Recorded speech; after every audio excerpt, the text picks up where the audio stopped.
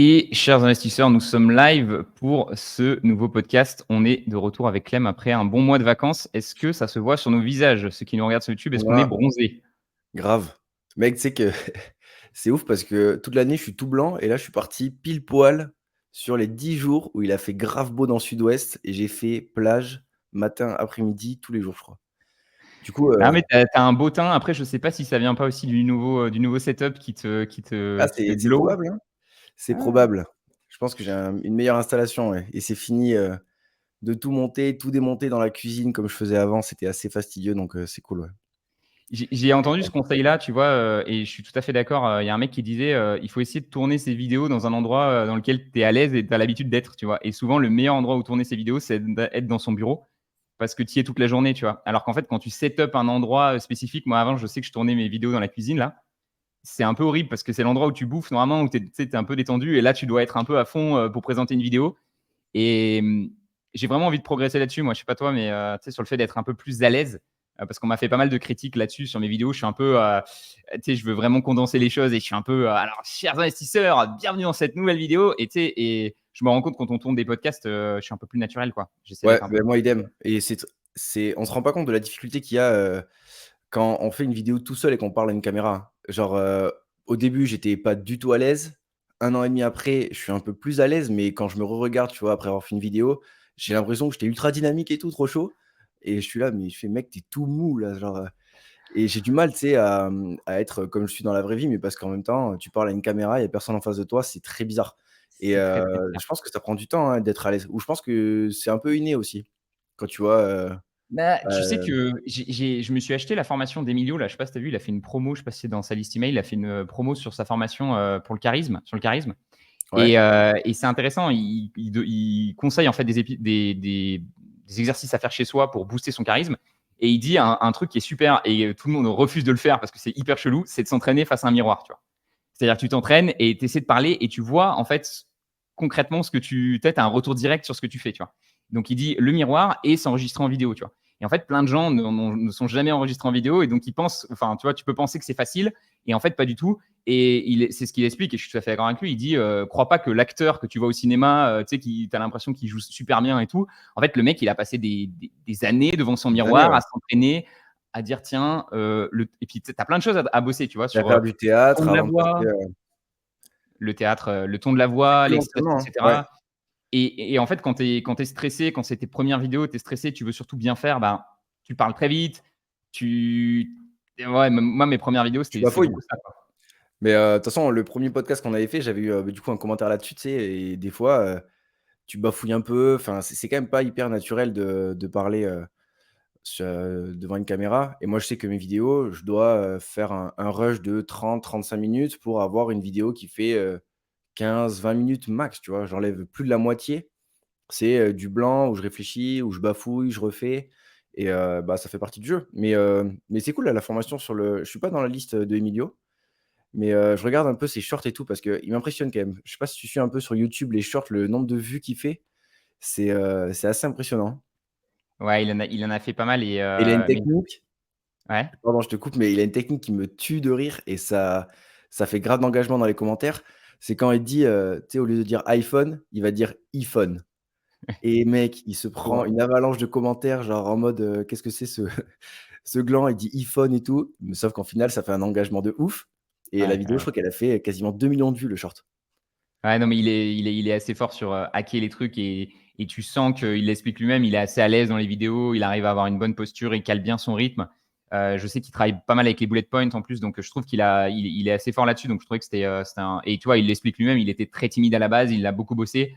Donc s'il y a un message à toujours se souvenir, c'est de dire qu'en fait, c'est voilà, c'est pas tu pas condamné à être pas à l'aise, et je pense que c'est hyper important la prise de parole en public. En fait, quoi que tu fasses comme taf, à un moment ou un autre, il faudra que tu t'exprimes face à d'autres êtres humains.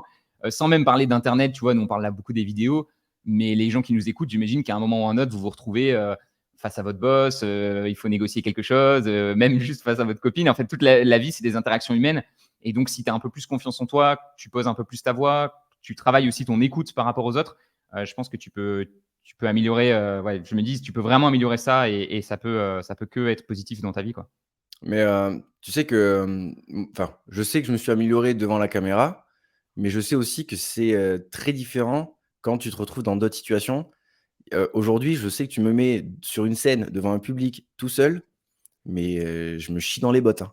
Genre, vraiment, je l'ai jamais fait et c'est quelque chose peut-être que je le ferai un jour parce que ça fait sortir la zone de confort et pour voir si ça me plaît, mais par contre, je sais déjà que je serai pas à l'aise.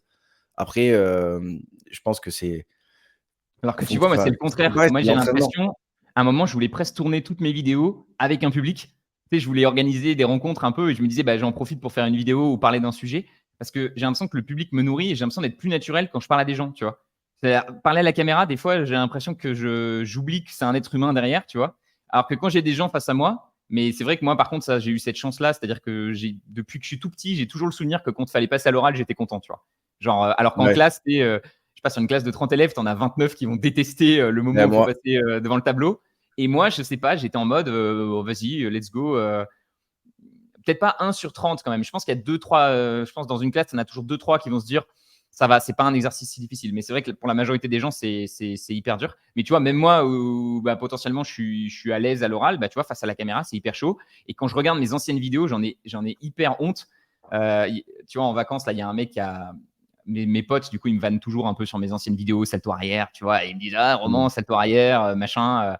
En plus, j'approche de la trentaine, je suis un peu rouillé, tu vois. Donc, ils vont me dire, alors, machin. Et ils vont sur ma chaîne YouTube, tu sais, parce que YouTube, tu peux tout revoir, tu vois. Moi, Ouais.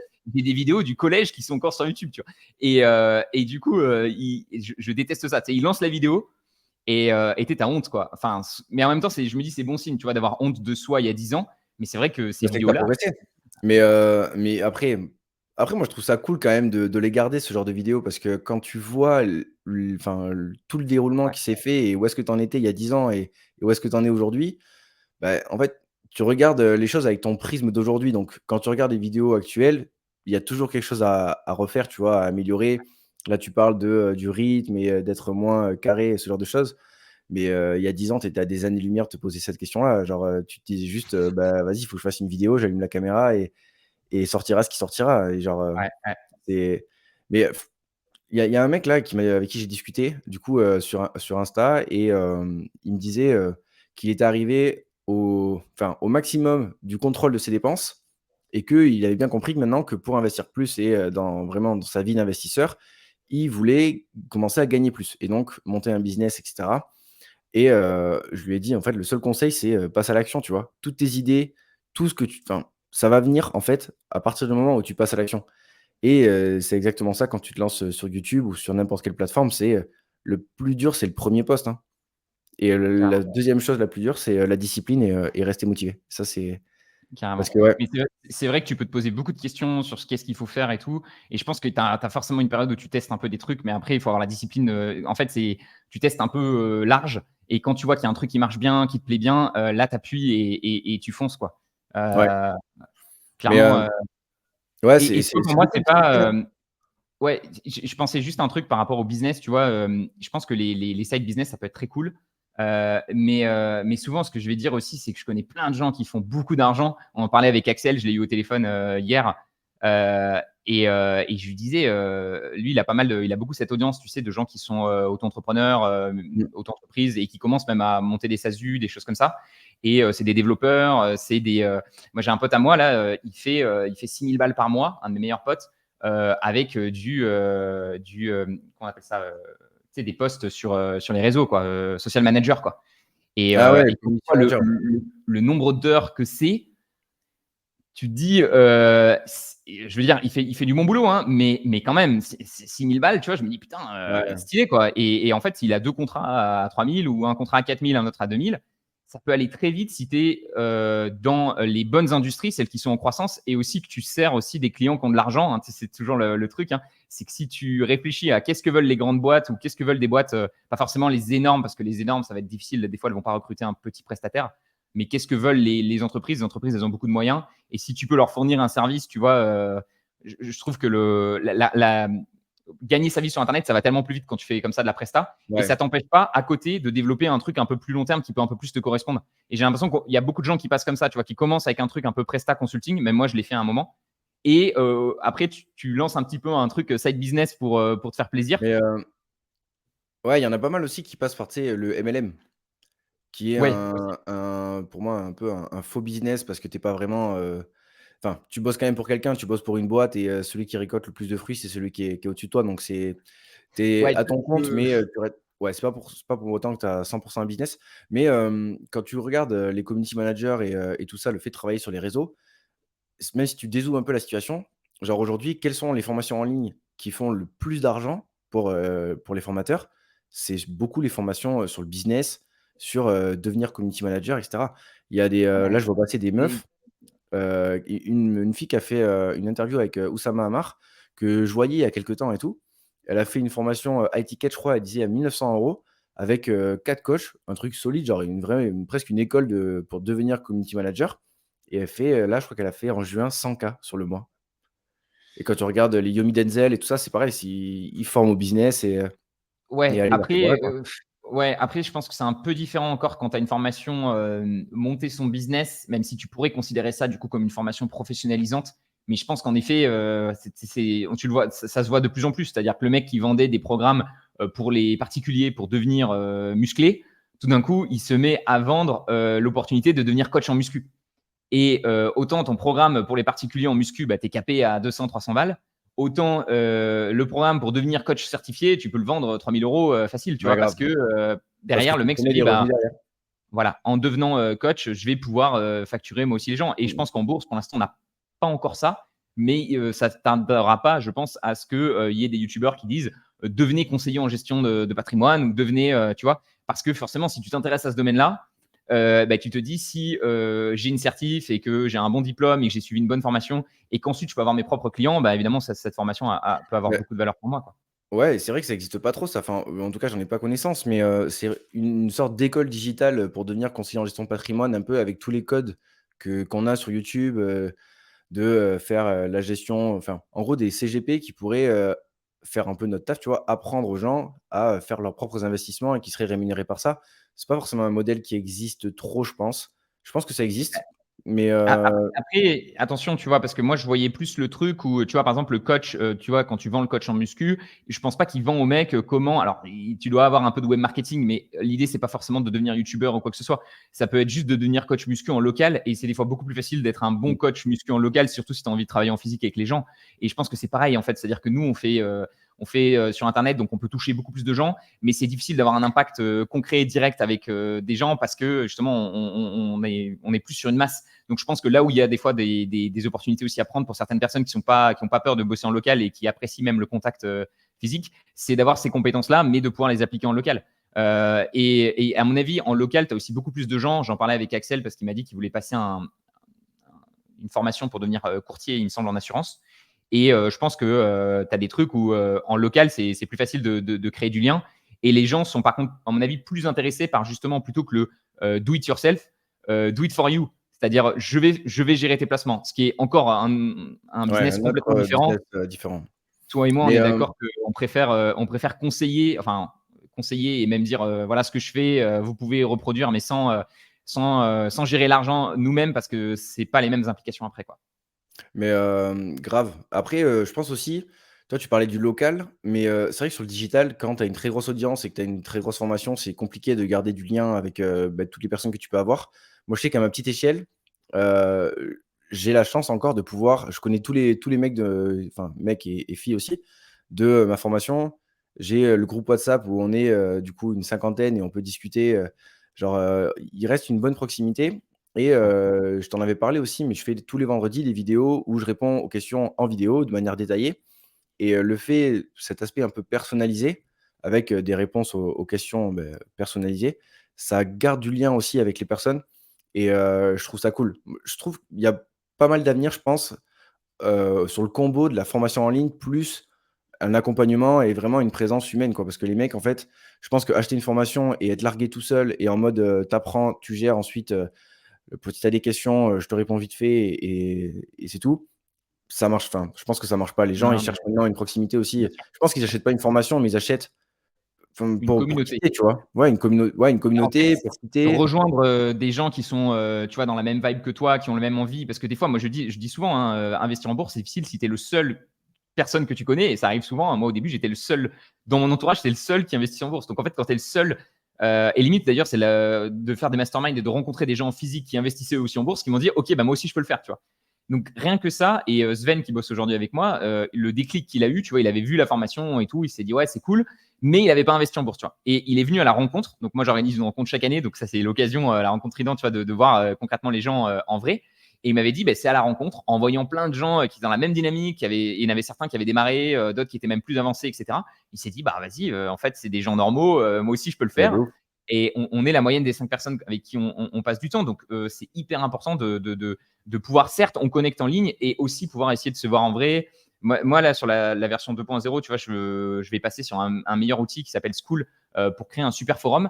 Et j'espère que ce super forum où tu peux DM les gens, tu peux savoir où sont les gens en termes d'emplacement, que ça va permettre de créer une sorte de petite communauté soudée, tu vois, de gens qui s'intéressent à la bourse. Et que dès que tu es dans une ville un peu de taille grande ou même moyenne, que tu puisses rencontrer d'autres investisseurs, tu vois, qui ont le même état d'esprit que toi. Et je pense que ça peut juste décupler tes résultats parce qu'on fait que parler de stratégie, mais la réalité, c'est que si tu mets pas en pratique la stratégie, tu n'as aucun résultat. Donc, avant Grave. tout, c'est aussi avoir la motivation et avoir des gens qui t'inspirent dans ce domaine-là, quoi. Mais il vaut même mieux, avoir un peu moins de stratégie et passer à l'action qu'avoir une stratégie parfaite et ne rien faire, hein. Parce Ça, c'est sûr. qu'on fait tous des conneries, on fera tous des erreurs. Même avec toutes les connaissances qu'on a, on fait des erreurs encore nous aujourd'hui. Après, il faut avoir l'intelligence de les changer, mais si tu passes pas à l'action, tu peux pas savoir que tu fais des erreurs et tu peux pas améliorer les choses. Donc, 100 hein. On en parlera dans le podcast numéro 2 et j'en profite, les amis, pour vous expliquer un peu ce nouveau format qu'on s'est dit avec Clément parce qu'on a des semaines qui sont déjà bien buzzy. Et donc, ce qu'on s'est dit, on s'est dit deux choses. On s'est dit qu'on allait tourner un vendredi sur deux et on va tourner 2 épisodes à la suite de 50 minutes. Donc, on va essayer d'être carré. Là, j'ai le Pomodoro. Je vois qu'il nous reste 33 minutes. Donc, l'idée, c'est de donner le maximum de valeur. Et ce qu'on va faire, parce que vous avez bien aimé la dernière fois quand on l'avait fait en 2 parties comme ça, une partie un peu plus entrepreneuriat, une partie un peu plus bourse, Avec Joe. que la bourse ne soit pas mélangée au milieu de tout ça. Et avec, en plus, il y avait Joe en plus, donc ça avait dynamisé. Donc ça, apparemment, vous avez bien aimé le fait qu'il y ait un invité. Vous nous avez dit que c'était un des meilleurs podcasts. Donc on va essayer de régulièrement aussi réinviter des personnes qu'on trouve cool dans le domaine.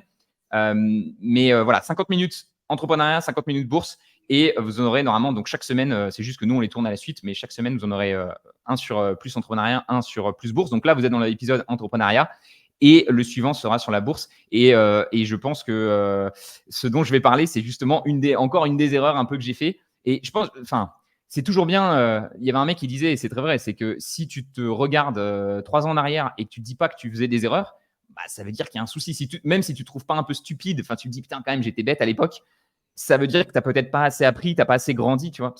Donc, c'est normal, quoi. Comme tu dis, on fait tous des erreurs. Il n'y a pas de succès sans échec. Il n'y a pas de bonheur Bah, sans jamais, hein. tristesse. Tu vois, tout ça va ensemble, quoi. Et mais tu vois, avant le podcast, on parlait des vacances et le fait de stopper complètement. Parce que moi, de mon côté, ça faisait 1 an et demi, ça fait 1 an et demi que je me suis lancé sur YouTube, Instagram et j'avais jamais réellement pris de pause, complète à 100.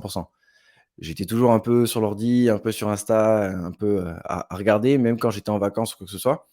Et là, du coup, j'avais dit à ma copine, sur les 10 jours à Cabreton là, dans le sud-ouest, pas loin de chez moi, je coupe tout pendant 10 jours et donc du coup, j'ai pas de vidéo, pas d'Insta et c'est ouf comme tu gagnes de la clarté sur ce que tu fais, hein.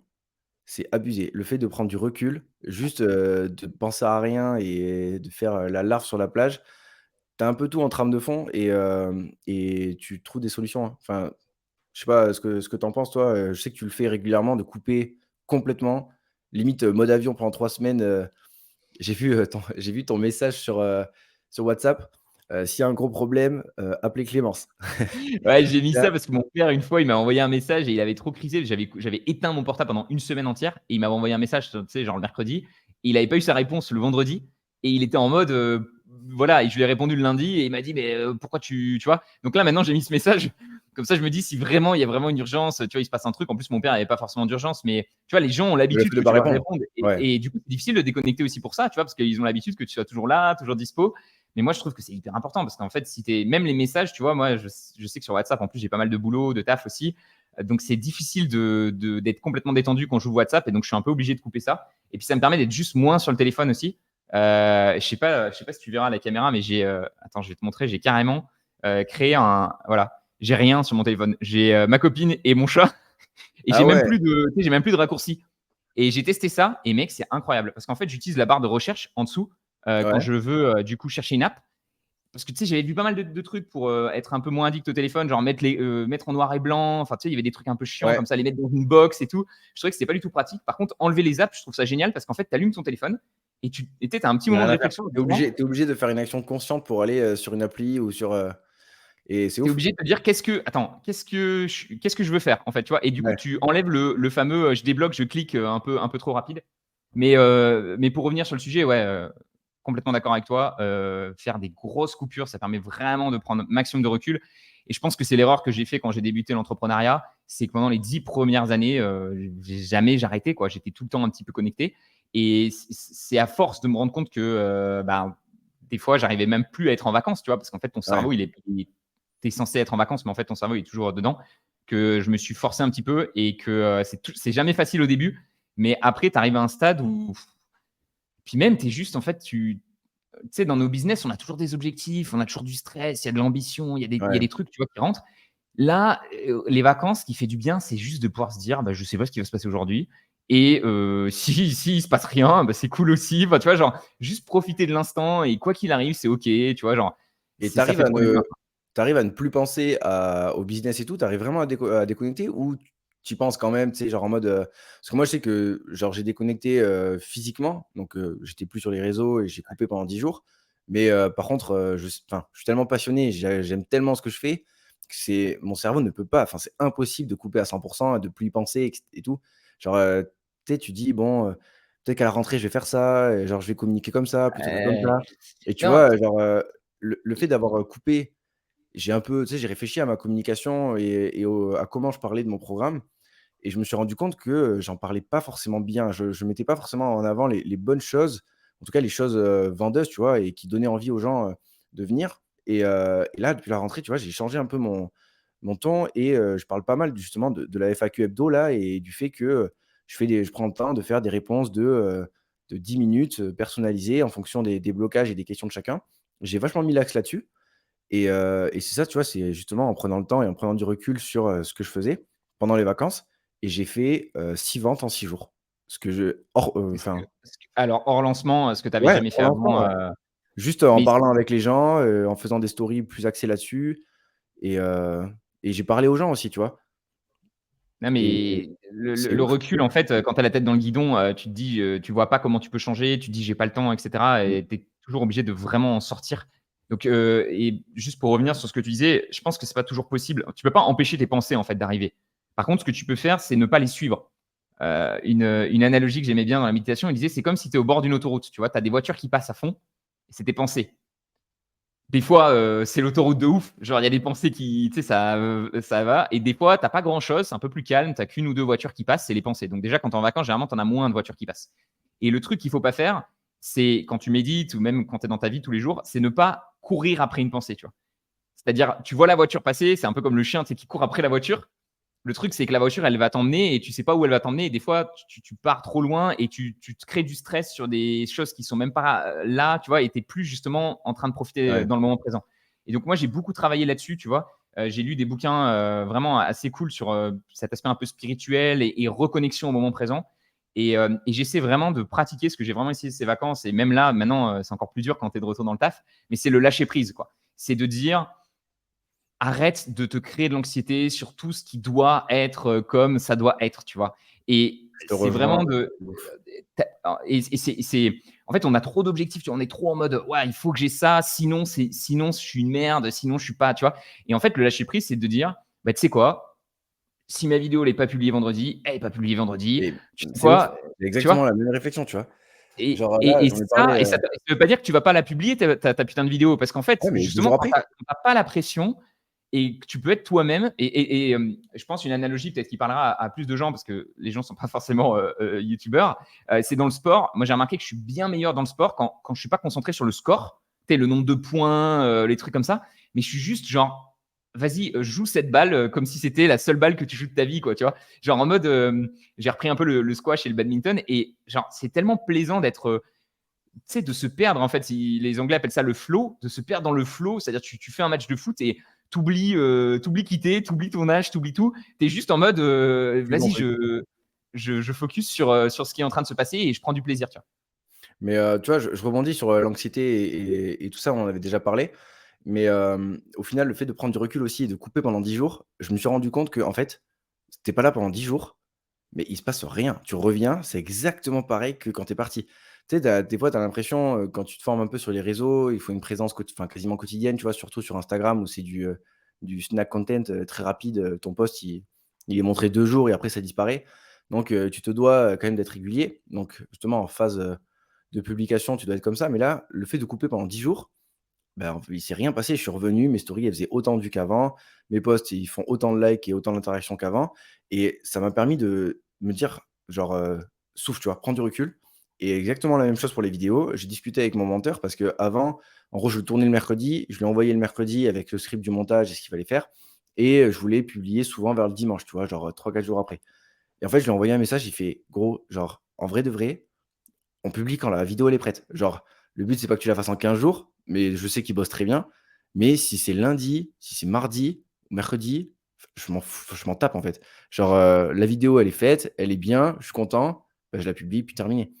Et arrêter en fait, je pense que je vais arrêter les calendriers, tu sais, les trucs trop stricts, genre en mode il faut que je publie là, là, là.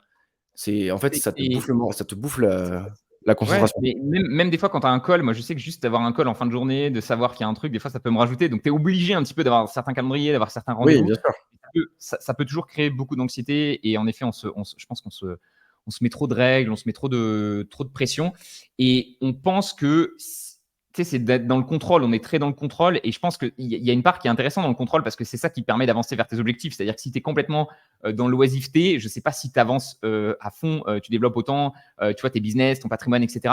Mais je pense que c'est vraiment un équilibre à trouver entre les deux et que parfois, justement, quand tu as moins de pression, que tu es plus genre bien dans ta journée. Tu vois, moi en ce moment, là, je teste de faire 6 pomodoro par jour, donc 6 heures par jour du lundi au vendredi, alors qu'avant, j'en faisais 8, tu vois.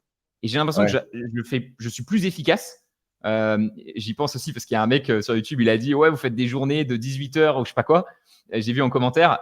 Donc non, on fait vraiment pas des journées de 18 heures. Moi, je fais plutôt des journées assez light en fait, hein, parce que je commence environ à 10 heures du mat et je termine à 16 heures. Donc ça fait vraiment, tu vois, c'est trop cool de terminer la journée à 4 heures de l'après-midi.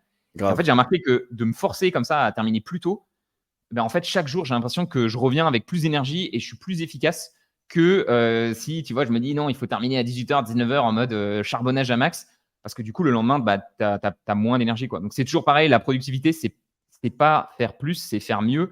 Et souvent, c'est prendre du recul et avoir beaucoup de lâcher prise sur le reste de la journée pour être efficace le lendemain, quoi. Et tu vois, j'étais en train de lire un livre de Fabien Olicard. Je sais pas si tu vois qui c'est? C'est le Ouais, bien mentaliste là sûr. sur YouTube et il a écrit pas mal de livres dont un, sur le temps et il parlait justement des différents temps de vie, tu vois? Tu as, ton temps de travail, le temps pour toi, le temps, perdu où tu fais de la merde sur les réseaux, genre et cetera. Mais qu'en fait, tu as besoin d'un énorme équilibre entre tout ça parce que si tu es moi, j'avais tendance à, optimiser la moindre minute, sachant que j'ai 2 tafs entre, mon cabinet de kiné et YouTube. Dès que j'avais un peu de temps pour YouTube et pour avancer sur un truc, je me mettais dessus et en fait, je me suis rendu compte que c'était presque contre-productif parce que tu as pas le temps de réellement rentrer dedans.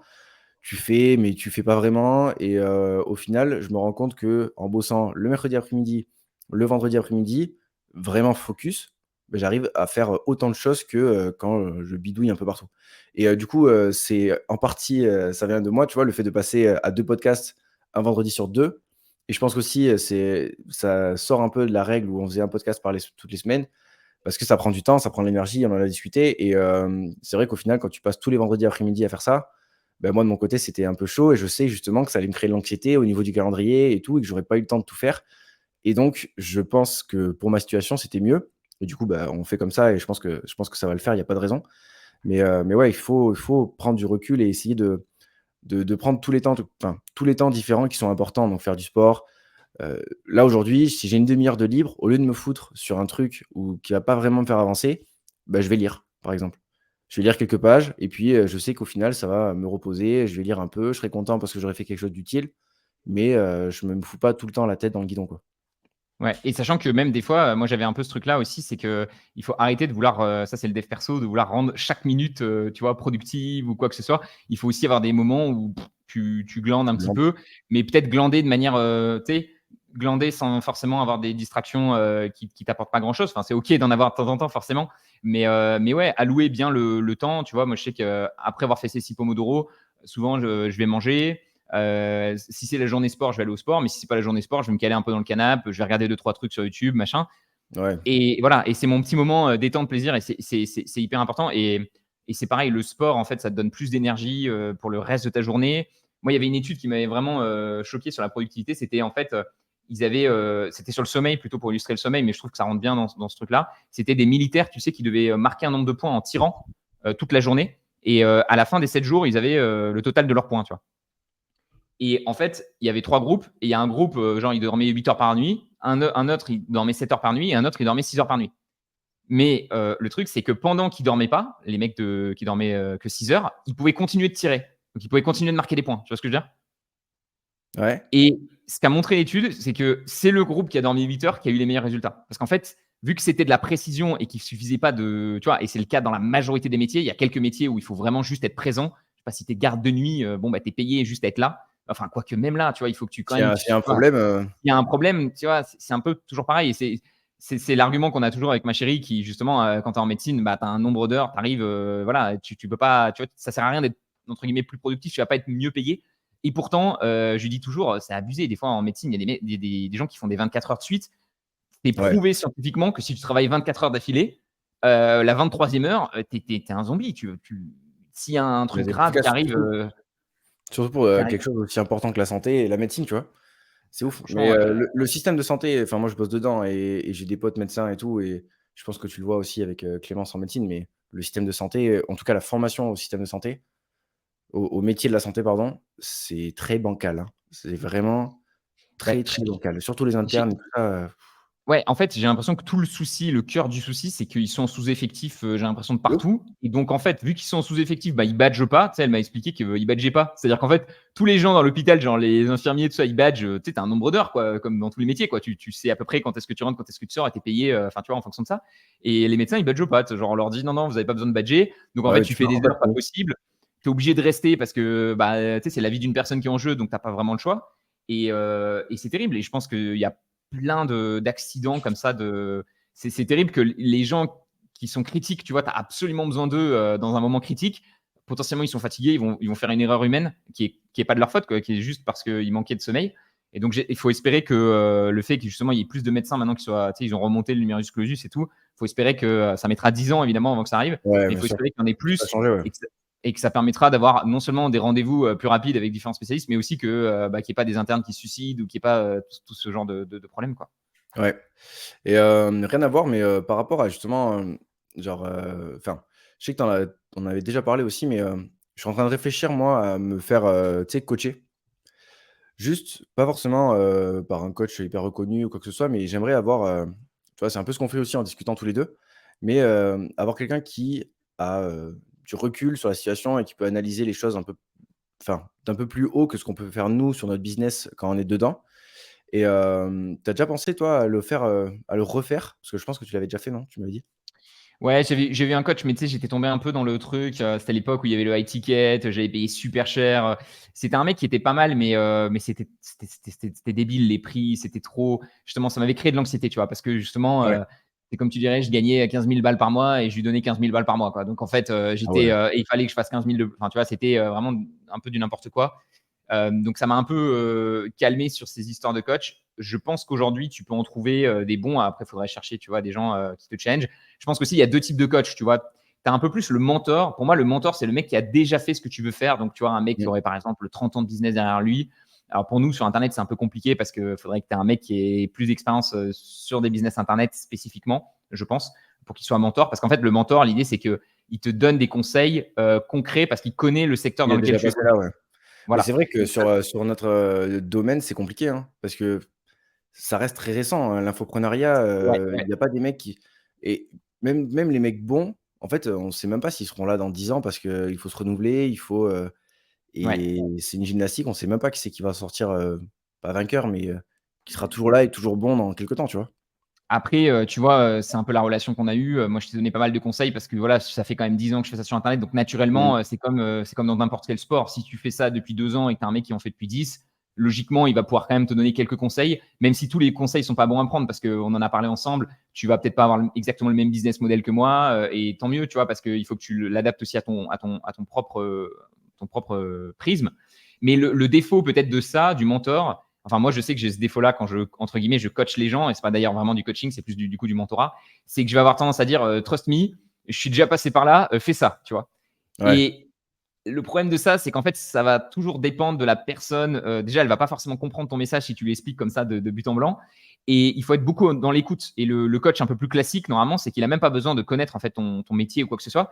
Il va plutôt t'écouter et il va te faire effet miroir. Tu vois, il va te renvoyer, il va te reposer les questions et il va aller creuser un petit peu la profondeur en fait. Ok, tu veux gagner 10 000 euros par mois, mais pourquoi tu veux gagner 10 000 euros par mois?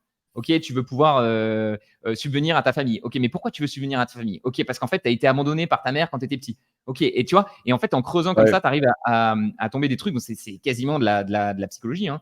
Mais je pense que enfin, du coup, tu as le mentorat qui va être plus technique avec Voilà, ce qu'il a déjà c'est ça. fait et vraiment le coaching qui va plus, enfin, de toute façon, tous les trucs que tu écoutes sur le coaching, c'est vraiment, full, état d'esprit et mindset, en mode, essayer de combattre les croyances limitantes et cetera. Ouais. Donc, mais Après, c'est tu vois, moi, j'ai un peu de mal avec justement certains coachs que je vois un peu sur Insta ou des trucs, enfin, que j'avais vu un peu, tu vois, qui sont un peu dans, allez, vas-y, il faut que tu fasses plus d'argent. Enfin, tu vois, je t'avais envoyé un mec que j'avais entendu en podcast que j'avais trouvé bien. Je ouais, pense qu'un j'avais un écouté. coach, justement, il essaie pas de t'imposer en fait son modèle à lui, tu vois. Et c'est ça qui est hyper important en fait, c'est d'avoir quelqu'un qui t'écoute et parce que le succès, on le définit très différemment. Chaque personne a sa propre définition du succès. Et je pense que voilà, un bon coach, c'est pas un mec qui te dit faut que tu sois à Bah, Dubaï ou faut que tu pour moi, sois, il faut que tu gagnes tant. C'est ouais. vraiment quelqu'un, ouais, qui Pour te, moi, un bon coach, c'est quelqu'un qui va te permettre de prendre les bonnes décisions par toi-même, qui arrive à te ouais, guider jusqu'aux bonnes décisions, mais que tu prends toi en fonction de ta situation et de tous les paramètres de ta vie, tu vois? Moi, j'y réfléchis parce que je me dis: «J'aimerais avoir quelqu'un, genre, avec qui discuter de temps en temps sur ce que je fais, comment j'avance et cetera et qui puisse me dire: "Bah, là, tu fais de la merde". Genre, tu pas dans la bonne direction» ou alors, tu es en tu train ta de copine bosser pour à ça. fond. Moi, Ouais, j'ai ma meuf, mais hein. Franchement, ma meuf, depuis 10 ans que je lui parle de maintenant, elle est, tu vois, là, par exemple, pour le lancement, je voulais faire un forum gratuit, un forum payant, j'ai prévu plein de trucs. Elle m'a dit non. Tu vois, genre, et au début, j'étais vénère, j'étais en mode, mais non, mais je te dis, bébé, j'ai tout bien bossé, c'est nickel et tout. Et elle me dit, non, non, mais je te connais, tu t'es toujours trop ambitieux sur le plan et ça va foirer. Et franchement, sa chérie, et après, je pense aussi, enfin, évidemment, avoir un coach, ça peut être très cool, mais il faut aussi, c'est quelque chose qui se construit. C'est-à-dire, plus le mec il te connaît, plus il sait un petit peu ouais, comment t'aider.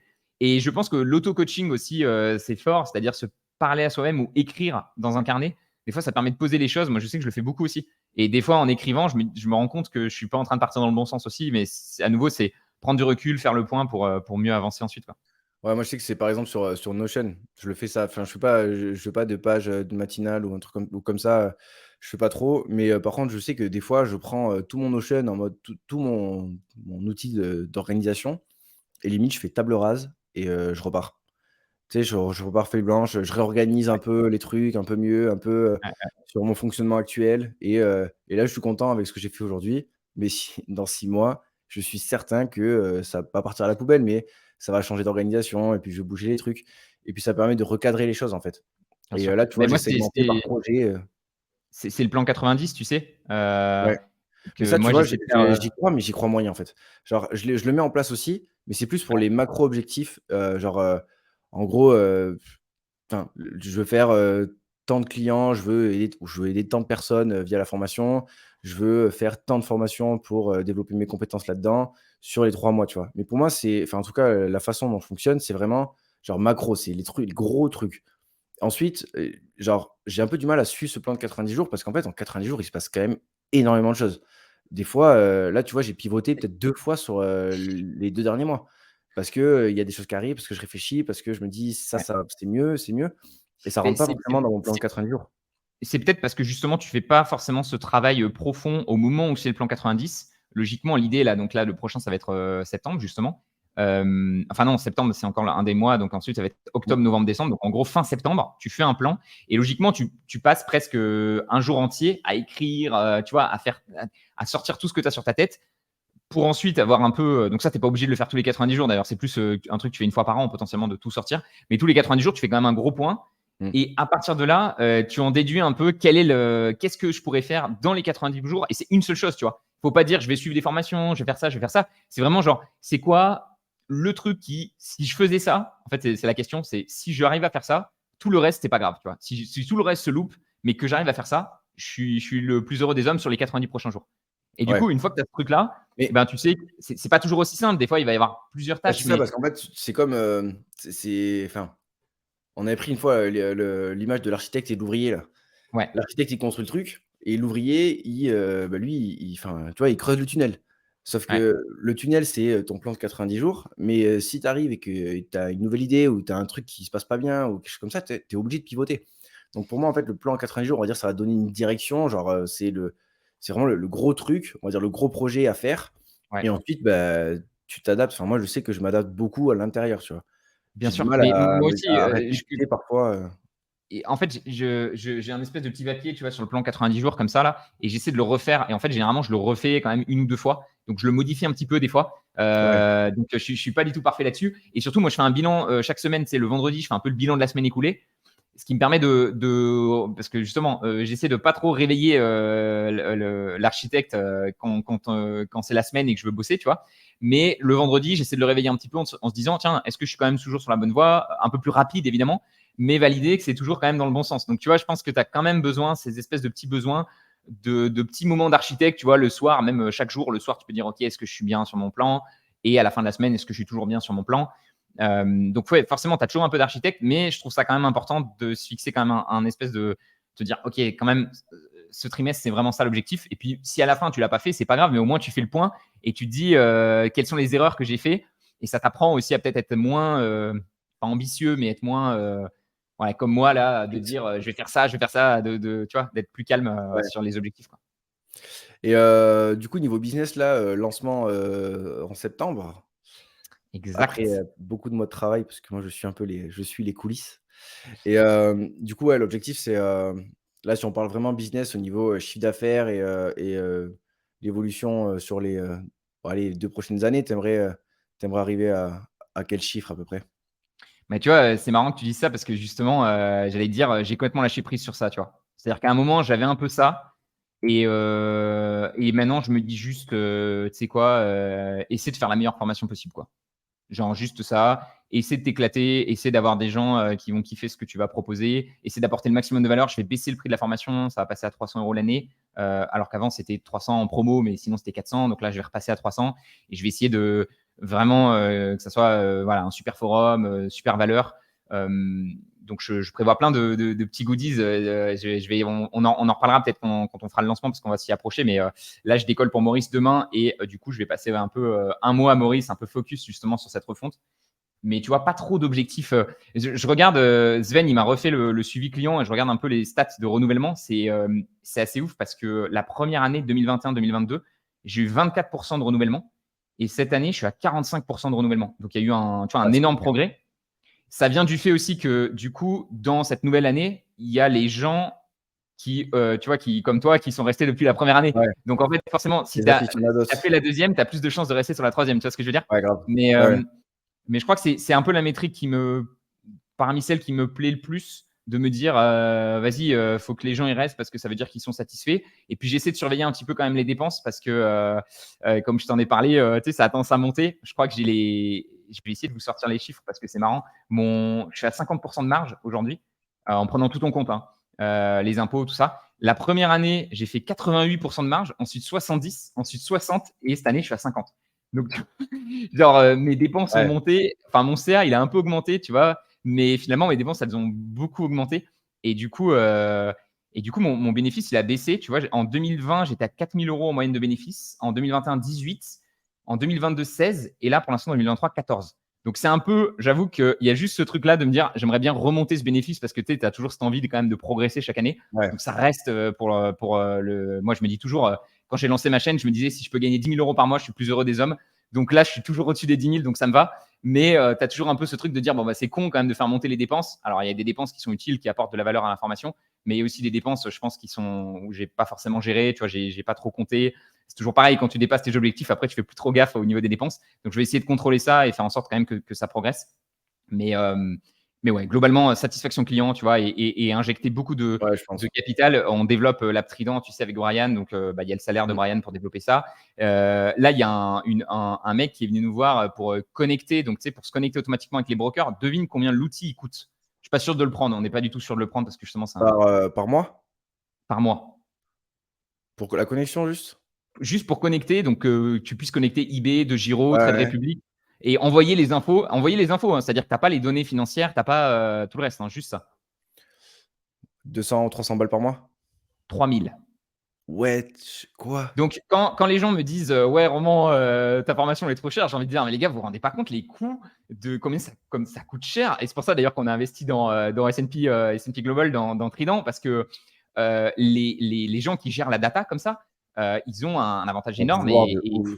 un pouvoir de ouf. Mais tu sais que j'ai une histoire comme ça qui est rigolote parce que, il y a 1 mois et demi, à peu près vers là, je suis allé boire un coup, pour l'anniversaire de ma copine à Pau et je suis retombé sur un gars qui était avec moi en médecine et je savais qu'il avait bifurqué, qu'il avait monté une boîte, mais je savais pas trop quoi. Donc il était en études de pharma, il a tout lâché et il a lancé une boîte, si je dis pas de bêtises, ça s'appelle Meditech, un truc comme ça, en Côte d'Ivoire. Donc il est parti en Afrique et il a créé une entreprise à la base pour, détecter les contrefaçons de médicaments, grâce à la data justement et à tout ça. Sauf qu'au OK. final, ils ont grandi. Ils ont, du coup, de plus en plus de data et ils permettent du coup aux labos et aux industries, de la santé de savoir, dans telle région, il va y avoir telle pathologie à telle période de l'année et cetera et du coup grâce à cette data qu'ils récoltent, d'avoir des données de plus en plus précises et qui sont très utiles et du coup, si je dis pas de conneries, parce que j'avais bu quelques bières, j'avoue, mais il a eu une offre de rachat de, la fondation Bill Gates, je crois. C'est ouf. Tu Ouais, dis le ouais, mec, il ouais, est avec moi et genre, en fait, la data, il fait juste de la data. ouais, mais c'est essentiel, hein. En plus, Bill Gates, il est très, moi j'avais lu son bouquin justement sur le climat, il a Ouais sorti des trucs, et il est très il a tourné, pas mal de trucs en Afrique aussi, de ouais, il a pas mal, je crois qu'il a un gros combat contre la malaria, donc c'est assez cool et j'aime bien parce qu'il a un peu, tu sais, il a cette approche qu'on n'a pas du tout très souvent en France, tu sais, souvent en France, on va la mentalité française des fois, c'est de dire: «Oui, ça va mal dans le monde, mais c'est à cause de nous, c'est à cause de ces gens-là qui le capitalisme» ou je sais pas quoi et Bill Gates, il est plus en mode, vas-y, comment businessment parlant, on peut essayer de résoudre ce problème, tu vois? Donc ouais, il est très, process, machin et tout et même par rapport au climat, tu vois? Il dit: «OK, bah, en fait, pour résoudre le problème du climat, il faut, que ça soit moins cher. Du coup, faut que ça soit subventionné pour que ça soit moins cher de faire les bons choix, tu vois, qui vont justement émettre moins de CO2. Donc il est très, je trouve, j'ai bien aimé le bouquin parce que je trouve qu'il propose des solutions qui sont, il est réaliste en fait. C'est-à-dire que les gens vont rarement ouais. payer 3 fois plus cher pour avoir la même chose. Donc c'est plus, ok, il faut toucher au portefeuille, il faut toucher au truc pour aussi, c'est comme ça aussi que ça va se résoudre quoi. C'est Mais, pas d'ailleurs, juste en disant tout va il y a mal. un très bon reportage, je sais pas si tu l'as vu sur, Netflix.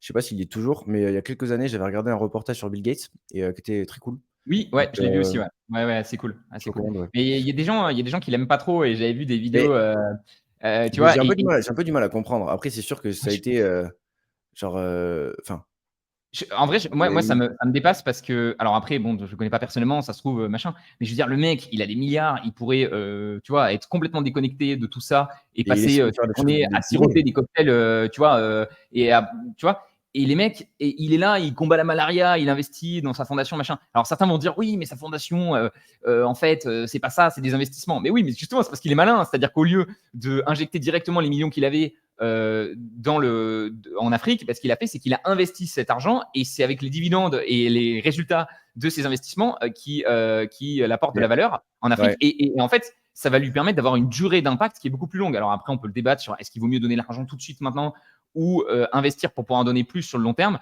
Mais je pense que c'est tout à fait une stratégie viable et c'est pas parce qu'il a un fonds d'investissement qu'il le fait pour gagner. mais Il a un c'est intérêt. Enfin, je sais pas comment dire. je sais pas, nous, j'ai un peu du mal à comprendre cette, surtout en France, cette, haine du riche, tu vois? Je crois une des personnes publiques les plus détestées de France, je me demande si c'est pas Bernard Arnault. Ouais, bien sûr. Alors que Alors qu'il Bernard Arnault contribue, et probablement, Bernard Arnault, il permet à je sais pas combien de familles françaises de vivre avec, ouais, ouais, LVMH et tous les business qu'il a construits autour et bien sûr. enfin, c'est ouf, tu vois? Genre, pour moi, ces personnes-là, enfin, il y a des personnes qui les aiment pas, qui les détestent, mais je suis désolé, ils ont beaucoup plus d'impact que les gens qui sont sur des ronds-points avec un gilet jaune et à manifester, tu vois. Genre, le parallèle Ça n'est pas veut pas dire forcément le qu'ils sont bon, mais après attention, ça veut pas dire qu'ils sont au-dessus de la loi et on a vu non, des non, pas fois du des tout. affaires qui éclatent, Mais avec des l'argent politiques. On permet sait de que faire des choses. Enfin, faut pas le nier. À un moment donné, tout marche avec l'argent. On est dans un système capitaliste. Si plus tu as d'argent, plus tu as le choix de faire ce que tu as envie. Et bah, forcément, il y a des mecs qui vont choisir de faire de la merde et il y a des mecs qui vont choisir de faire des super projets humanitaires, caritatifs, et cetera.